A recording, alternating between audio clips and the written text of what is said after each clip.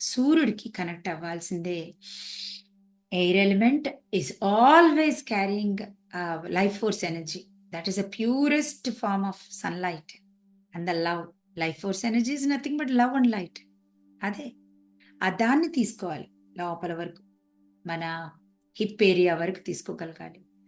Inhale love, exhale ఏదైతే resist చేస్తుందో love కాకుండా, లవ్ని రానివ్వకుండా దాన్ని వదిలేయాలి. Inhale love,